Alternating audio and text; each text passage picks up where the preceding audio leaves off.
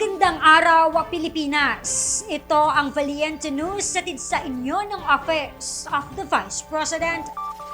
Matapos matanggap ang karagdagang puhunan mula sa OVP, mas marami na ngayong pagpipilian na sariwang isda sa fish stall ng isang MTD grantee sa Mamburao Occidental, Mindoro.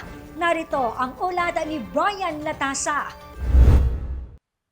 Ipinagpapasalamat ng taga Mamburao Occidental Mindoro na si Jonah Kasidsid ang pagmamahal, tiwala at suporta ng tanggapan ng pangalawang Pangulo sa mga maliliit na negosyante.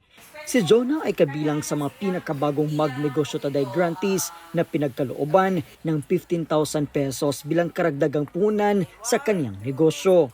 Ang 15,000 ma'am na natanggap ko, siyempre ma'am pang additional capital. Pambayad, bukas may darating na uli sa akin, bangus tilapia, iba-ibang isda.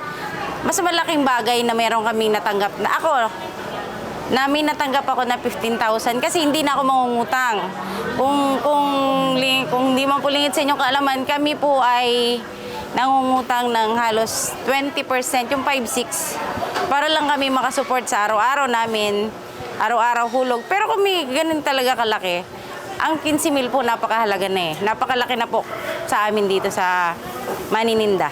As sa Office of the Vice President, lalo na po dun sa programeng Negosyo Tada, Magnegosyo Taday, maraming salamat po. Dahil isa po kami sa recipient.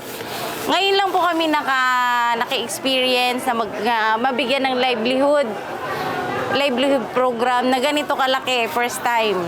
Dahil sa mahabang karanasan ni Jonah sa pagninegosyo at sa kanyang pagsisikap, maging sa suporta ng OVP, ito na ngayon ang kanyang fish stall.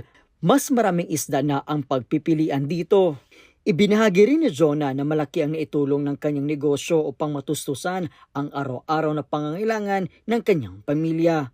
Nakakatulong to sa pang-araw-araw na buhay namin, na sa aming mag-asawa, sa aking pamilya. Mula po rito sa Mamburao Occidental, Mindoro, ako po si Brian Latasa, ang lahat para sa Diyos, bayan at pamilyang Pilipino. Valiente News.